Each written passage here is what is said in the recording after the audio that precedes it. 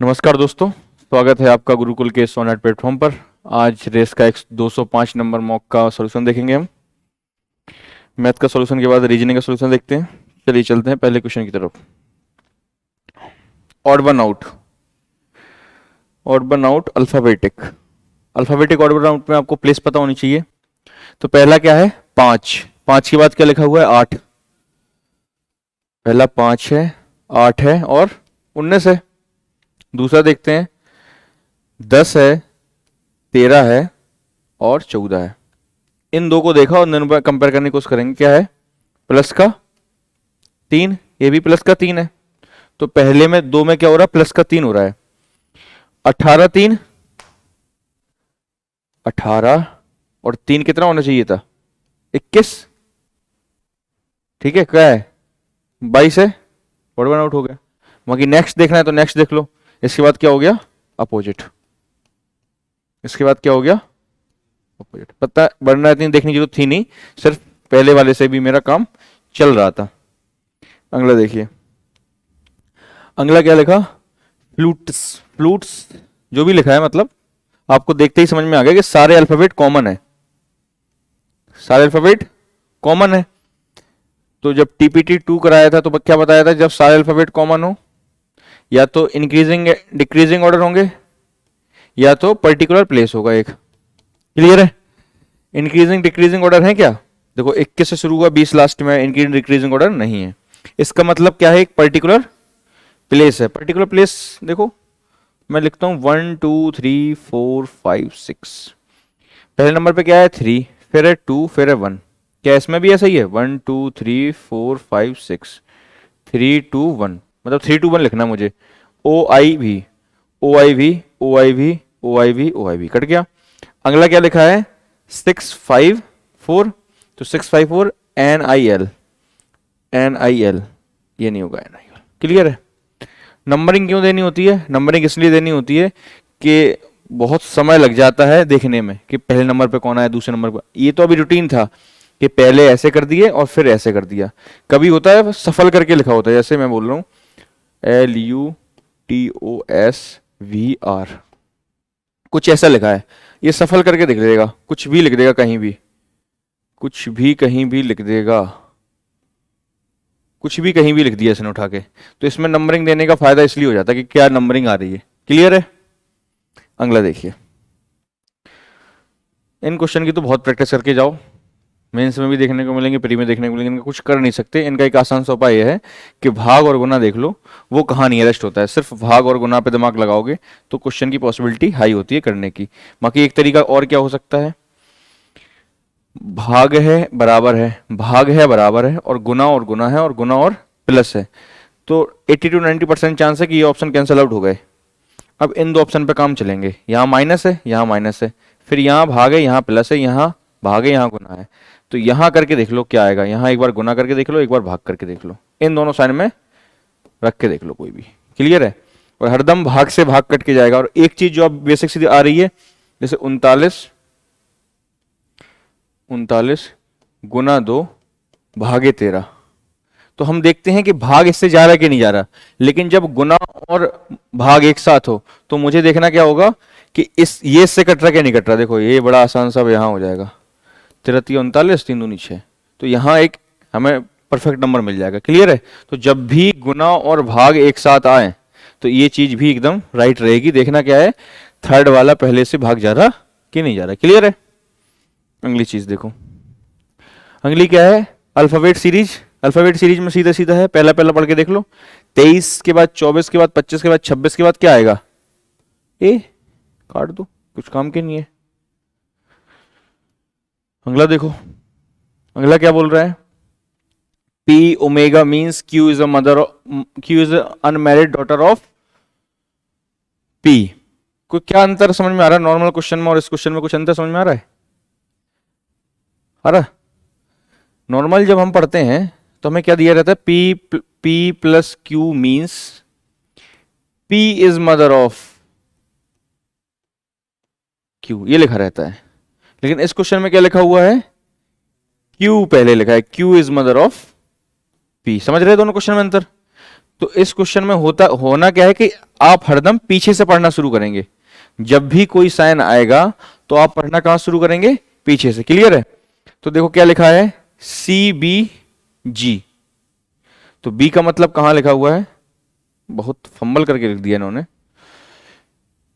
एक तो स्टेटमेंट ये है, क्लियर है, ये है एक स्टेटमेंट, ये है एक statement, mother of P. P देखो ये पी कॉमन ले दिया इन्होंने, यहां पी है। क्लियर? समझ में आ रहा क्या गलती है? यहां तक ये लिख लो और इसको मतलब ये लिख लो, पी बी क्यू। क्लियर है? पी बी क्यू ये है, P P Q means Q is son in law of P. Last वाली लाइन आई होप आपको समझ में आई होगी, ये मैं काट दे रहा हूं। समझ में आ गई ना क्या बोल रहा हूं मैं? तो पी बी क्यू का मतलब है सन इन लॉ ऑफ पी। कौन सन इन लॉ है? जी। तो जी कौन है? सन इन लॉ। तो इसकी बेटी भाई होगी, जी is a sun in law, शादी हो गई। सन इन लॉ ऑफ किसका? सी का। क्लियर है? अगली बात देखो, जे और जी में, J is father of G, J is father of G. उल्टा पढ़ना है, मैं बोल रहा हूं कि हम पहले यहां से पढ़ते थे, अब मैं पीछे से पढ़ रहा हूं। J is a father of J. इसका क्यू इज क्या है? ओमेगा का मतलब Q is unmarried daughter of J. Q is unmarried daughter of J. तो ये भाई बहन का रिश्ता हो गया इनका आपस में। आगे देखो, Q is unmarried daughter of J. H और सी, सी कहां गया ये? H is mother of Q, H is mother of Q. ये हो गया प्लस का साइन, ये हो गया। अब जो पूछा है वो बता दो। How then how is daughter of C, daughter of C is related to H, related to H. अब तुम कोई भी संबंध बता सकते हो। समझ में आ गया क्या? जब भी बैकवर्ड जाना है तो मुझे कहां जाना है? पीछे पढ़ना है। बस इतनी सी बात थी। लाइव मॉक का क्वेश्चन है कल के, ठीक है ना?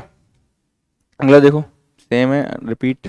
अगला देखो क्या है, आर जे एक्स। ठीक है, तो मेरा पहला काम क्या है? पहले लेटर देखना, क्योंकि मुझे क्या दिख रहा है ऑप्शन में? पहले लेटर सारे अलग अलग हैं, है ना?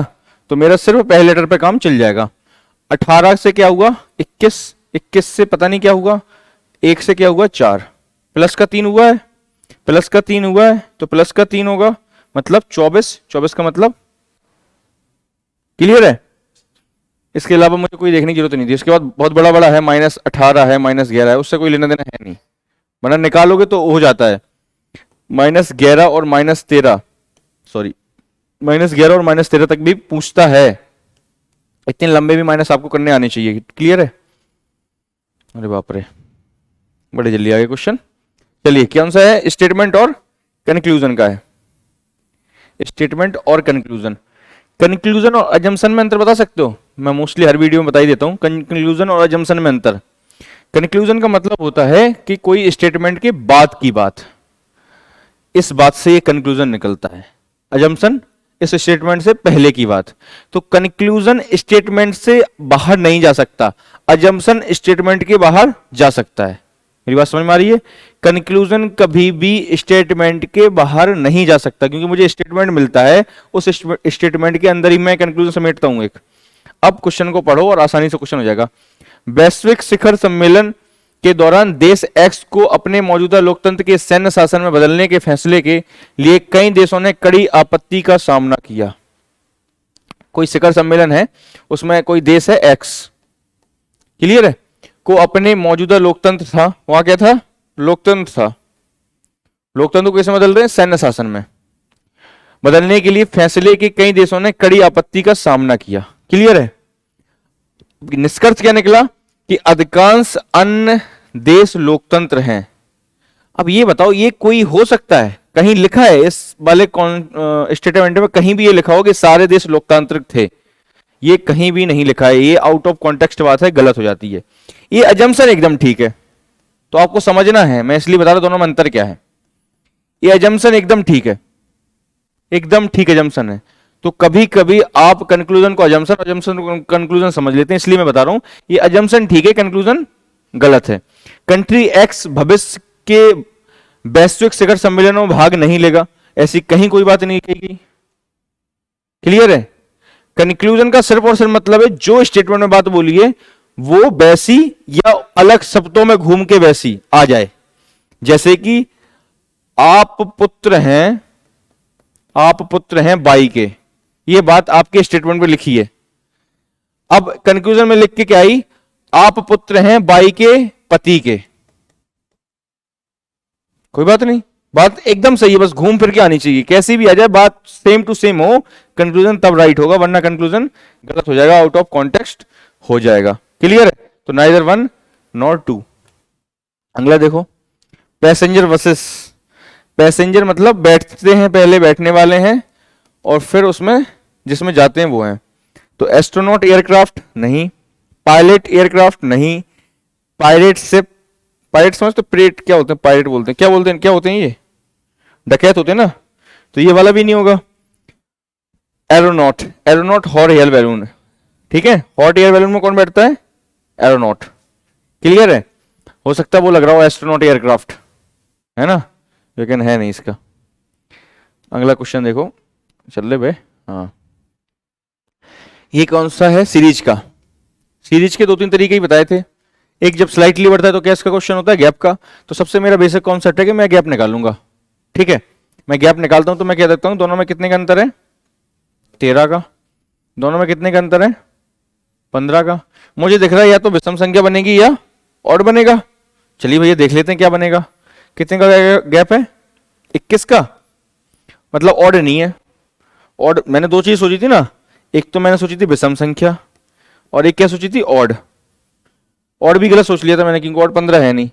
तो 15 के बाद क्या आएगा? 17, 17 के बाद 19, 19 के बाद 21। तो या 19 इससे घटा दो या 17 इसमें जोड़ दो। 17 जोड़ोगे यूनिट 5 आएगा।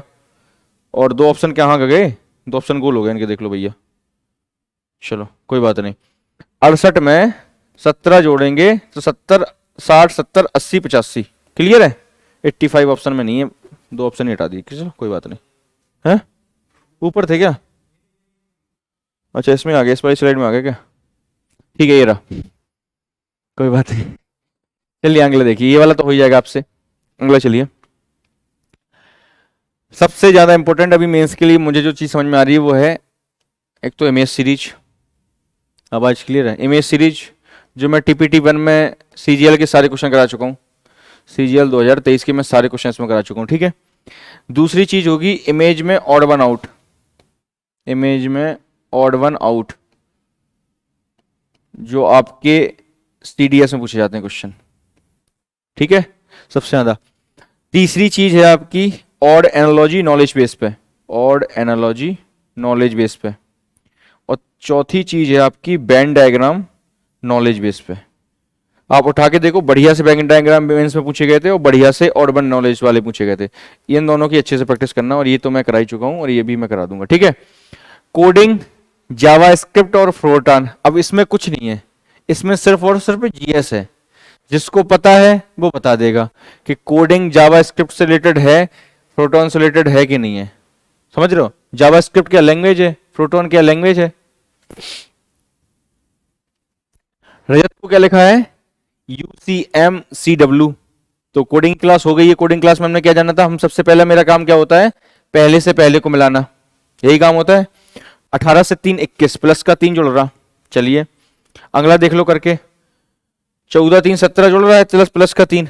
तो मेरा काम क्या है? 15 3 16 जोड़ना, 16 जोड़ना मेरा काम है। ये 2 ऑप्शन, ये 2 ऑप्शन के बाद देखता हूं PW सेम है, PW सेम है, N सेम है, N सेम है। मैं फंसा हूं सेकंड लास्ट पे। मैं कहां फंसा हूं? सेकंड लास्ट में। सेकंड लास्ट क्या है? ए से क्या हुआ है? C, प्लस 3, प्लस 3 का मतलब U मतलब 21, 21 प्लस 3 24, 24 मतलब X। ये आंसर है। प्लस 2 हुआ, sorry sorry sorry sorry sorry, 21 2 22 23, sorry ये नहीं है, ये है, प्लस 2 हुआ, कुछ स्पीड से भागने गड़बड़ हो गया, ठीक है ना। 23 क्लियर है? चलो आगे चलते हैं। स्लॉगिज्म 150 का जादू चलाएं। दोनों पॉजिटिव हैं, दोनों स्टूडेंट पॉजिटिव हैं, कंक्लूजन भी पॉजिटिव है, ठीक है, पॉसिबिलिटी है। आगे चलते हैं। व्हीकल और कार। व्हीकल कहाँ है? ये व्हीकल और कहीं है नहीं, यहां व्हीकल को 50 मिला था, यहां 100 मिल गया, गलत हो गया। क्लियर है? अगला चलें, व्हीकल को 50 है, सही है, कार को 50 सही है। देखें स्टेटमेंट सर्टेन है, यहां हेलीकॉप्टर में 50 मिले, यहां 100 मिले, केस सर्टेन है, only second follow, only second follow, ये रहा। इतनी तेज करने के बाद ये लगेगा कि मैं खुद सॉल्व कर रहा हूं, मैं खुद सॉल्व नहीं कर रहा हूं, आपको बता रहा हूं। 150 से जैसे आता हो उसको इतनी ही तेज करना आएगा। आप अभी तो नहीं कह सकता, लेकिन हाँ आप 50 क्वेश्चन एक नॉर्मल लड़के को देखिए और 150 वाले से करके करवा के देखिए, ये मुश्किल से मुश्किल 10 से 15 मिनट खत्म कर देगा क्वेश्चन। और इसको अगर ठीक दे दिए तो 50 मिनट भी लग जाएंगे, इतना अंतर आता दोनों में। चलिए आगे, ये तो कोई जाएगा। A B C D E F G 7 मित्र हैं जिनकी लंबाई अलग अलग है। ए सी से लंबा है, ए सी से लंबा है, अगला देखो, लेकिन बी से छोटा है, लेकिन बी से छोटा है।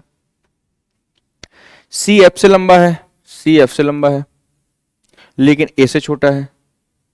हो चुकी ये वाली बात, तो ये वाली बात तो हो चुकी ना। सी एफ से लंबा है, क्लियर है, लेकिन सी ए से छोटा है, तो हो चुकी है। आगे चलते हैं, बी ए से लंबा है लेकिन दो व्यक्तियों से छोटा है। कौन है? यहां दो व्यक्ति और हैं, मतलब क्लियर है? उसने क्या बोला है? बी ए से लंबा है लेकिन दो व्यक्तियों से छोटा है। कौन? बी। चलिए, डी बी से लंबा है, मतलब इन दोनों में कहीं ना कहीं डी आएगा। और ई सबसे लंबा नहीं है, ई सबसे लंबा नहीं है, तो कंफर्म हो गया डी यहां आएगा और ई यहां आएगा, और लास्ट में एफ मेरा है ही। बन गया। ये वाली प्रैक्टिस करोगे ऐसे रखने वाली, हरदम फेल होगी। हरदम आपको लंबाई छोटाई बड़ी छोटी हो रही है तो इसमें आपको इनइक्वालिटी वाला फॉर्मेट ही लगाना है। सिर्फ एक डेटा में आपका पूरा क्वेश्चन बन जाता है। क्या पूछा है? सबसे लंबा आदमी कौन है? सबसे लंबे आदमी कौन है? डी। क्लियर है? आगे चलो, और इसको करने का क्या तरीका हो सकता है? क्वेश्चन, पहले क्वेश्चन पढ़ लो। सबसे लंबा कौन है ये पूछा है, सबसे लंबा कौन है ये पूछा है। उसने पूरा क्वेश्चन पढ़ा, ए सी से लंबा है, तो सी नहीं हो सकता आंसर। ए लंबा हो गया ना सी से, तो अब सी आंसर नहीं हो सकता। लेकिन बी सबसे छोटा है, लेकिन बी से छोटा है। चलो, ए सी से लंबा है लेकिन बी से छोटा है, तो ए भी आंसर नहीं होगा क्योंकि बी लंबा हो गया इन दोनों में। आगे चलो, इसके बाद क्या देखा हमने? आगे बढ़े, आगे बढ़े। सी एफ से लंबा है लेकिन ए से छोटा है, कोई बात नहीं। बी ए से लंबा है लेकिन दो व्यक्तियों से छोटा है, तो बी भी नहीं होगा आंसर। कभी भी अगर ये क्वेश्चन में नहीं पूछा है कि कितने व्यक्ति लंबे हैं कितने व्यक्ति छोटे हैं, सिर्फ और सिर्फ स्टेटमेंट में ये पूछा है कि सबसे लंबा कौन है सबसे छोटा कौन है, कभी भी आपको बनाने की जरूरत नहीं पड़ेगी। कभी भी आप पढ़िए, ऑप्शन से एलिमिनेट करते जाइए। क्लियर है? अगला देखो, सिंपल क्वेश्चन है। यू देखते ही मुझे समझ में आ गया, -1 हो रहा है। 23 -1 हो रहा है, 12 -1 होगा, कितना आएगा? 11। 11 11 है, बात मेरा खत्म। मैं आ गया ऑप्शन में। ऑप्शन में आया 11 8 दिखा, 118 दिखा, 118 दिख गया। क्लियर है? 12 दिखा, 18 दिखा, 13 और 12 18 कट जाएगा क्योंकि 12 कॉमन दिख रहा मुझे। जो कॉमन दिख रहा है उसी की पॉसिबिलिटी हाई है ना, करके देख लेते हैं बाकी। उसके बाद ये चेक करना है मुझे, ये लास्ट के 8 1 9, 8 1 9। चलिए 8 1 9 यहाँ है और 8 2 0 यहाँ है। लास्ट की चेक कर लो, कहाँ गए? 9 है, 9 के बाद क्या आएगा? 8, 20 के बाद क्या आएगा? 19। तो ये वाला सही हो गया। बाकी बार रख पे देख लो, कोई नहीं विश्वास हो रहा तो। मेंस में थोड़ा सा इस चीज से बचना, क्योंकि मेंस में अगर गलती से नेगेटिव हो गया तो -4 चले जाएंगे आपके, मतलब माइनस बन जाएगा और 3 नंबर तो वो भी जाएंगे। तो मेंस में पूरा ट्राई करना। ये इतनी स्पीड दिखाने की जरूरत वहां है नहीं, टाइम बहुत है। ठीक है, नापते चलते रहो। बेसिक बता दे रहा हूँ कैसे होते हैं, वैसे तो आते नहीं अब कुछ, लेकिन बेसिक क्या है? एक ये रहा, एक ये रहा, पहले तो बाहर बाहर निकाल लो बड़े प्यार से। उसके बाद एक ये 3 वाला दिखता है, 3 वाला, ये कॉन्सेप्ट समझ में आता है? 3 वाला 3 वाला, तो 3 ये रहे, 3 ये रहे, एक ये रहा, एक ये रहा। अंदर से आओ तो 3 ये रहे और 3 ये रहे।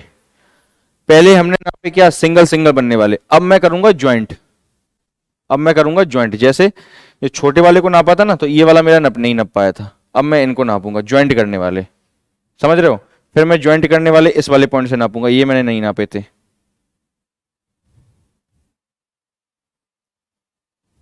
टुकड़े बना के टुकड़े जोड़ने हैं। मुझे इतना रिलेवेंट लग नहीं रहा क्वेश्चन, इसलिए मैं सॉल्यूशन करा नहीं रहा हूं, क्योंकि ये तो बाई चांस की बात है, मैंने हटवाया था, नहीं हट पाया इसलिए आ गया। तो आते तो है नहीं, अब बढ़ते आगे। क्या पूछा है? बिंदु ए पर फिर से पहुंचने के लिए उसे अब कितनी दूरी और किस दिशा में चलना पड़ेगा। बिंदु ए मतलब स्टार्टिंग पॉइंट, कहीं पहुंच गया, कहीं किसी बिंदु पे पहुंच गया और अपने दोबारा उसी बिंदु पे पहुंचना है और पूछ रहा है किस दिशा में और कितनी दूरी तय करनी। तो ऑप्शन में देखा मैंने, क्या देखा, ईस्ट वेस्ट नॉर्थ साउथ। मुझे कोई जरूरत नहीं डिस्टेंस की क्योंकि ऑप्शन अलग हो रहे हैं, ऑप्शन डायरेक्शन से शिफ्ट हो रहा है। देखो दूरी लिखने की कोई जरूरत नहीं है, आपको सिर्फ ये नॉलेज होनी चाहिए east west south north south कौन है। बिंदु ए से पश्चिम की ओर चला, क्लियर है, हटा दो, क्या मुड़ा, दाएं, दाएं मुड़ा दो, हटा दो, क्या मुड़ा, दाएं, दाएं मुड़ा दो, क्या चला पता नहीं, अंत में बाएं मुड़ा। बाएं कहां है, इसका बाएं कहां होगा, यहां जाने वाले का बाएं ऊपर हो जाएगा।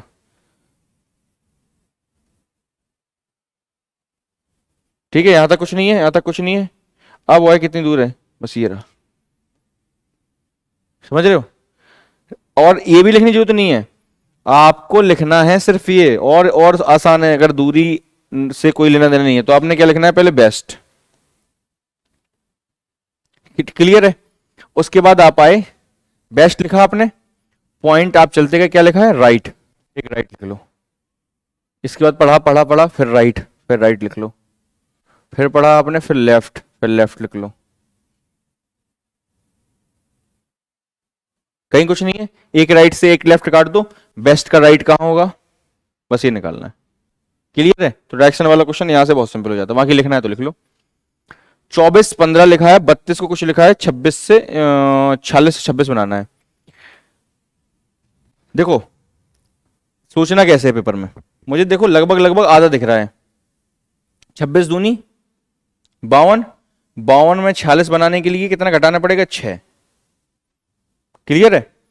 15 से ये दिख रहा है, तो 15 दूनी 30, 30 से 6 घटाऊंगा तो कितना आएगा, 24। तो मैंने जो सोचा वो सही है। अब अगला करके देख लें, इसमें 6 घटाऊंगा कितना आएगा, 26, इसमें 6 घटाऊंगा, सॉरी 6, माय मिस्टेक, 6 जोड़ूंगा तो कितना आएगा, 38, 38 में आधा 19, क्लियर है। और ये अभी क्लिक करा है क्योंकि आपको पता है सॉल्यूशन में दूसरा आंसर पड़ा है, इसको सॉल्यूशन में आई थिंक ऐसे कुछ पड़ा है, आधा करके 24/2। तो ये आपकी क्लिक करने के ऊपर है। मैं सबसे अप्रोप्रिएट मानता हूं कि नियरेस्ट में प्लस माइनस लेके जाऊंगा। और सबसे इंपॉर्टेंट चीज, अगर सारे नंबर में /4 /5 /2 ये सब हो रहा है तो वो करने की कोशिश करूंगा। जैसे मैंने देखा पहले जो ऑप्शन थे ये सब 2 से जा रहे हैं, तो मैं 12:15, 16:8 और 23:26 ये बनाने की कोशिश करूंगा। ये बन जाएंगे तो और आसान हो जाएगा, क्लियर है। ये आपका करने का तरीका होना चाहिए पेपर में। अगला देखो, ए सी के उत्तर पश्चिम में है, ईस्ट वेस्ट नॉर्थ और साउथ, और डी के उत्तर में स्थित है। चलिए डी के उत्तर में कौन स्थित है, ए, तो मैं मान रहा हूं ए यहां है, तो डी के उत्तर में स्थित है तो डी यहां होगा, क्लियर है वाली बात। पीछे बना देता हूं, रुक जाओ, साइड में जा रहा, यहां लिख लो डायरेक्शन ये रही। उसने क्या बोला, डी के उत्तर में स्थित है, डी यहां रहा, डी के उत्तर में स्थित कौन है, ए, और ए सी के उत्तर पश्चिम में है। अब देखो उत्तर पश्चिम क्या होता है, ईस्ट वेस्ट नॉर्थ, यही होगा उत्तर पश्चिम। किसके बोला है, सी के, तो सी यहां कहीं होगा। देखो अब बना ना उत्तर पश्चिम, क्लियर है, ठीक है। तो उत्तर पश्चिम में हो गए। उसके बाद क्या बोला है, यदि बी ए के पूर्व में है, ए का पूरब कहां है, इसके बाद देखो तो बी के संदर्भ में डी का स्थान कहां है, तो बी के संदर्भ में, अरे बाप, बी के संदर्भ में डी का स्थान कहां है, दक्षिण, दक्षिण पश्चिम, क्लियर है। चलिए इनइक्वलिटी मैं करा चुका हूं, इसी वीक हुआ आपकी इनइक्वलिटी, और आई होप आपको समझ में आने लगी होगी। अब फिर भी करके देखते हैं। पहला स्टेटमेंट है ए इज इक्वल टू टी। ए कहां है आपका, ये रहा, टी कहां है, ये टी कहां है, ये रहा। ए और टी के बीच में कौन कौन साइन है, बराबर, इज ग्रेटर देन, बराबर। इन तीनों साइन का समीशन क्या आएगा, ये आएगा। मैंने बताया था बराबर इज इक्वल टू बराबर हो तब इन साइन का समेशन बराबर आएगा। बराबर के साथ कोई और साइन लग जाए कभी भी तो उसका रिजल्टेंट क्या आएगा, वो साइन। क्लियर है ये वाली बात? तो इसका रिजल्टेंट क्या आएगा, ये। तो मतलब जो पहली बात है वो क्या है, गलत है। क्लियर है, आ समझ में? कभी भी बराबर के साथ कोई और साइन आ जाए, जो साइन आ जाए, जो भी साइन आ जाए बराबर के साथ, उसका रिजल्टेंट वही हो जाता है, पहली चीज। दूसरी चीज, मानो दो साइन ऐसे हैं, सेम सेम साइन है, तो उनका रिजल्टेंट हरदम यही रहेगा। क्लियर है? अगर मानो बराबर और इक्वल टू आ गया तो इनका भी इक्वल टू हट जाएगा, क्योंकि इक्वल टू हरदम छोटा है, इक्वल टू हरदम छोटा है, तो इसका रिजल्टेंट क्या आएगा, यही। कभी भी ये ऐसे साइन दिख जाए, ये जैसे अपोजिट वाले, तो इनका रिजल्टेंट कुछ नहीं आता। ये तो पता होगा, बेसिक चीज है। ये वाला गलत हो गया। दूसरा देखो, आर और एक्स, आर कहां है, ये है, एक्स कहां है, ये है। आर की तरफ बड़ा और बराबर, बड़ा और बराबर आर की तरफ, आर की तरफ बड़ा और बराबर आया, एकदम सही है। क्लियर है? तो आर के बराबर बड़ा और एक्स ओनली सेकंड फॉलो, कहां है, ये रहा आंसर।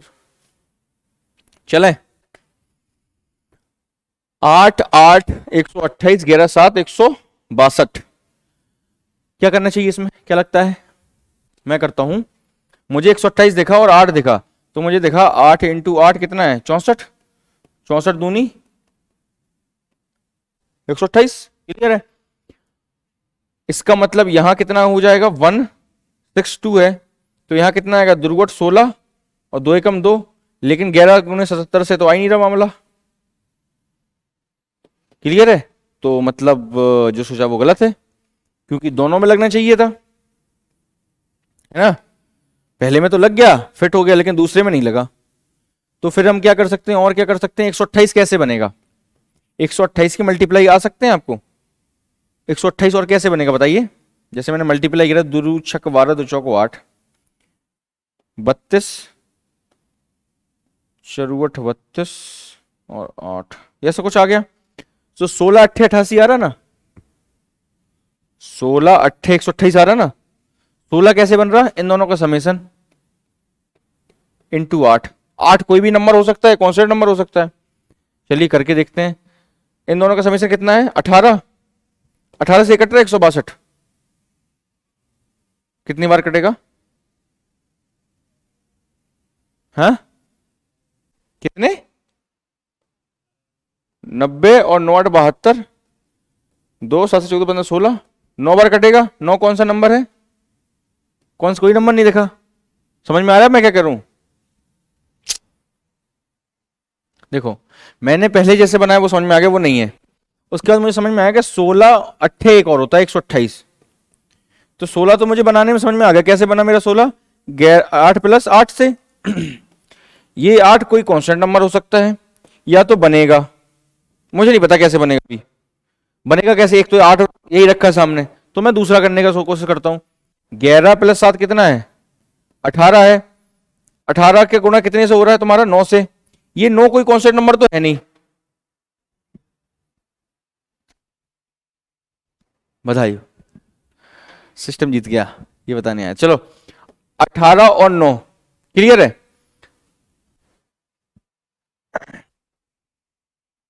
18 9 162 हो रहा है, तो 9 कैसे बनेगा। मुझे एक चीज दिख रही है, तुम्हें दिख रही नहीं दिख रही, देखो इन दोनों का समेशन करके बटे 2 करूंगा तो 8 आ रहा, और 11 और 7 का समेशन करके बटे 2 करूंगा तो 9 आ रहा। बस मैंने हरदम बोला है कि कोई नंबर बन रहा है तो कांस्टेंट नंबर बनेगा, या तो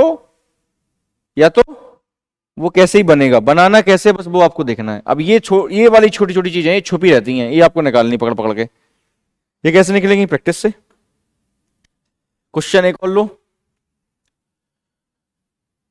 बढ़िया क्वेश्चन है। मैं बोल सकता हूं 70% डायग्राम वाले लोगों ने गलत किया होगा क्वेश्चन, ये 70% डायग्राम वालों ने गलत किया होगा। 70% बहुत बड़ा नंबर है ये। आया क्वेश्चन और देखो, ऑप्शन देखो। हरदम बड़ा क्वेश्चन जब भी दिखे सिलोगिज्म का, आपको ऑप्शन के साथ चलना है। आपने पहला देखा सम डायगोनल्स आर पॉलीगन्स। डायगोनल्स कहां है, एक तो यहां है, एक यहां है। क्लियर है? अब डायगोनल से पॉलीगन तक जाना है, डायगोनल से पॉलीगन तक जाना है।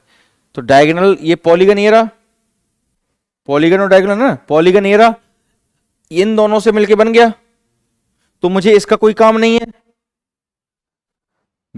समझ में आ रहा नहीं आ रहा भैया?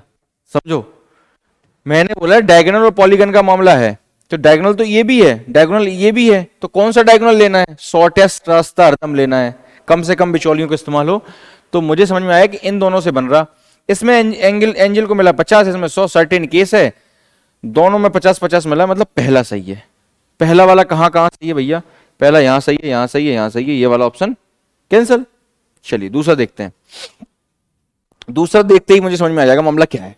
देख लो ऑप्शन, देखो दूसरा देखते ही समझ में आ जाएगा क्या मामला है, क्योंकि ये कट जाएगा, ये कट जाएगा, सही हो गया तो। चलिए आगे चलते हैं। All diagonal are decagon. अब देखो डायगोनल कहां है, एक यहां रहा और ये यहां रहा, डेकागन देखो कहां है, ये रहा डेकागन। तो देखो क्यूब क्यूब ये रहा, इन दोनों से मिलके बनेगा, इन दोनों से मिलके बनेगा, तो आपको नेगेटिव है, नेगेटिव स्टेटमेंट में कभी पॉजिटिव कंक्लूजन नहीं आ सकता। तो मुझे समझ में आया ये पॉजिटिव कंक्लूजन है, मतलब ये गलत है, मतलब ओनली फर्स्ट फॉलो हो सकता है, लेकिन ये वाला मेरा गलत हो चुका है। क्लियर है? अब चलते हैं थर्ड पे, पॉलीगन और कोन। पॉलीगन कहां है? पॉलीगन ये रहा, और कहीं पॉलीगन है? कहीं पॉलीगन नहीं है। कोन कहां है? कोन कोन कोन कोन ये रहा। तो polygon angle, angle diagonal, diagonal cube, cube decagon, decagon cube, सबका इस्तेमाल हो गया। तो नेगेटिव तो बनेगा, सही बात है, क्योंकि नेगेटिव ये वाला इस्तेमाल हो चुका है। नहीं समझ में आया होगा यहां बहुत सारों को, मैं बता देता हूं, देखो कैसे गए हैं। मैंने क्या देखा? पॉलीगन से कोन, पॉलीगन ये रहा, पॉलीगन किससे जुड़ा? एंजल से, एंजल ये रहा, एंजल किससे जुड़ा? डायगोनल से, डायगोनल ये जुड़ा, ये किससे जुड़ा? क्यूब से, क्यूब ये रहा, और क्यूब कहां? कोन से। क्लियर है? सबका यूज हुआ है, सबका यूज हुआ, मतलब इसका यूज हो गया तो नेगेटिव है, तो नेगेटिव वाली बात तो एकदम सही है। मुझे सिर्फ और सिर्फ कोडिंग मिलानी है, कोडिंग। इसमें पॉलीगन कितनी है? 100, यहां पॉलीगन कितनी है? 100, एकदम सही है। कोन की कितनी है? 100, कोन की कितनी है? 100, एकदम सही बात है। थर्ड फॉलो सही है। आई होप बहुत सारों को समझ में नहीं आया होगा, क्योंकि ये वाला मेरे से कार्यक्रम मैं इसको प्रेफर ही नहीं करता हूं। क्लियर है? अगले देखिए भैया, 4, 60 और 5 और 9 और, देखा? क्लियर दिख रहा होगा? 5 को 20 गुणा 3, 6 पंचे 30 और 3 90, मल्टीप्लाई इंटू 3। आगे चलिए। अरे बाप रे, क्वेश्चन अब आए, क्वेश्चन स्टेटमेंट और course of action. Course of action का मतलब क्या हुआ? आप उस समस्या को समाधान करने वाले हैं, आप उस समस्या को समाधान करने वाले हैं, तो आप कौन सा एक्शन लेंगे ये बताया जाएगा कोर्स ऑफ एक्शन में। क्लियर है? पढ़ लो, जिस लैंग्वेज में प्रेफर करते हो, इंग्लिश में तो इंग्लिश में, हिंदी में तो हिंदी में पढ़ता हूं मैं तो। पिछले कुछ महीनों के दौरान तटीय शहर में कई लोग श्वसन संबंधी बीमारियों से पीड़ित हुए। समझ रहे हो? उड़ीसा का तट है, कुछ भी मानो कोई हो गया, उससे बीमारी हो गई, और आप क्या हो? कोई बड़े पद पे हो, तो आप कौन सा कोर्स ऑफ एक्शन करोगे, क्या कदम लोगे? ठीक है, क्या क्या कदम होने चाहिए ये बताना है आपको। चलिए आगे। सरकार को प्रभावित लोगों की चिकित्सा देखभाल प्रदान करने के लिए तुरंत स्वास्थ्य पेशेवरों की एक टीम भेजनी चाहिए। हमेशा ऐसा होता है, सरकार भेजती भी है। ऐसी बीमारियों में पीड़ित लोगों को एक विशेष वार्ड में रखा जाना चाहिए, इसलिए उचित दवा मिल जाए। जब भी स्पेशल कोई डिसीज आती है उनको स्पेशल करती है सरकार, तो एकदम सही है, बोथ हो जाएगा राइट इसका। तो ये तो सिंपल क्वेश्चन होते हैं, ठीक है। चलिए अगला देखो, अगला क्या है? रीजन और असर्सन। बहुत अधिक काम तनाव का कारण बनते हैं। ठीक है भाई, क्या है ये? असर्सन है। इसका रीजन बताना है कि पहला वाला रीजन है कि नहीं है। ये रिजल्ट है ना, एक ये रिजल्ट ही तो है तनाव का कारण होना, बहुत अधिक काम का तनाव कारण बनता है। तो दूसरा है, यह शरीर की क्षमता और मांग के बीच संतुलन बिगाड़ देता है। तो क्या लग रहा है दोनों में कोई संबंध? ऑप्शन देखो, यदि दोनों ए और आर सत्य हैं और आर ए का, ये ऐसे आर ए का सही स्पष्टीकरण है, तो दोनों का सही स्पष्टीकरण लग रहा। अगर एक दूसरे का स्पष्टीकरण है तो आंसर आपका यही हो जाएगा। क्या कह रहा है वो? बहुत अधिक काम तनाव का कारण बनते हैं, और जो यह शरीर की क्षमता और मांग के बीच, इंग्लिश में पढ़ लो, it distribute the body balance between its capacity and demand. तो ये वाला आंसर रहेगा। क्लियर है? अगला देखो 28 में क्या कह रहा, क्या क्वेश्चन है, दो दिए हैं ऑप्शन, और ये कौन सा इसमें इफेक्ट है, यही क्वेश्चन है, और कौन सा रीजन है, ऐसा कुछ होता है। ठीक है, प्रभाव कौन सा है और ये कौन सा है, तो बताना है। सरकार भूमि अधिग्रहण कानून में बदलाव पर विचार कर रही है। सरकार है, विचार कर रही है, क्यों कर रही है ये देखो क्या है। भूमि की अनुपलब्धता के कारण कई बड़ी बुनियादी ढांचा विकसित परियोजनाओं को बुलाया गया है। Several large infrastructure development projects have been called due to unavailable of land। इसका क्या होगा भाई, आंसर बताओ। कहां गया ये रहा। यदि ए कारण और बी प्रभाव है, बी कारण और ए प्रभाव है, दोनों है, ये है वो है, क्या क्या है, पढ़ो भाई। समझ में आ रहा कौन कारण कौन प्रभाव है। मेंस में देने नहीं है तो मैं ऐसे कर रहे हो। हाँ तो फिर पढ़ो। सरकार भूमि अधिग्रहण कानून में बदलाव पर विचार कर रही है। सरकार क्या है, ये इफेक्ट निकल के आया है कि कोई रीजन है ये। जैसे दो बातें हैं कि किसी को यहां से निकाला गया, कैंपस से निकाला गया, ये इफेक्ट लग रहा है तुम्हें कि ये रीजन है। इफेक्ट लग रहा है ना, तो बस ये क्या समझ लिया अब तुमने, ये इफेक्ट लग रहा है, कोई कांड करा होगा तभी निकाला गया। तो बस ये समझ पे डिपेंड कर रहा है कि तुम्हें इस लाइन को समझ में क्या आ रहा है कि इफेक्ट है कि रीजन है। बस सिंपल सी बात ये है, ये समझनी है तुम्हें। ठीक है, अब समझो ऑप्शन देख लो एक बार फिर से, तभी तो आएंगे पेपर में। If statement B is caused, B कारण है और कथन ए इसका प्रभाव है। बी कारण है, कथन ए इसका प्रभाव। ए प्रभाव लग रहा है क्या, ए प्रभाव लग रहा है, बी कारण हो रहा है। क्या बोल रहा है कि several large infrastructure development projects called due to unavailable, available नहीं थी जमीन, इसलिए सरकार कानून का लॉ आई होगी ना। तो ये क्या है, इफेक्ट। ठीक है ना, आगे समझ में। चले आगे, अगला देखो भैया 29वां क्वेश्चन, फिर से एक बहुत बड़ा, ये भी कोर्स ऑफ एक्शन है, ये तो बहुत आसान से होंगे, कोर्स ऑफ एक्शन है। 10 दिवसीय उत्सव में पहले दिन पवित्र स्थान के, रिपीटेड क्वेश्चन है, पता नहीं कैसे आ गया, रिपीटेड क्वेश्चन है अभी का। चलो कोई बात नहीं, नंबर मिल गए होंगे फ्री के। अब बहुत सारों के तो ये भी सही नहीं हुआ होगा, ये भी गलत हो गया होगा बहुत सारों का, रिपीट वाला भी ये हाल है। चलो, क्लॉकवाइज एंटी क्लॉकवाइज घुमाना है। गिरदार एक मंदिर में था, उसका मुख कहां है, वेस्ट की तरफ है। टोकन लेने पर इंग्लिश में क्या बोलते हैं यार इसको, facing west direction, clockwise direction. ठीक है, दक्षिणावर्त होता है क्लॉकवाइज, तो क्लॉकवाइज 45 डिग्री चलेगा तो यहां आएगा। उसके बाद क्या बोला है, 45 डिग्री क्लॉकवाइज, 180 डिग्री और क्लॉकवाइज, तो यहां पहुंच गया। और घड़ी की विपरीत दिशा में घूमा है 45 डिग्री, तो यहां पहुंच गया। कहां चल रहा है, पूरब में। ठीक है, चलिए तो लगभग खत्म है मैथ का, यहाँ से सेशन स्टार्ट हो गया और जो कि हो चुका है आपका। नमस्कार, जय हिंद, बहुत बहुत शुभकामनाएं आने वाले 15 अगस्त की आपको, और मिलते हैं हम 16 अगस्त को। अच्छे से मनाइए 15 अगस्त। धन्यवाद, जय हिंद।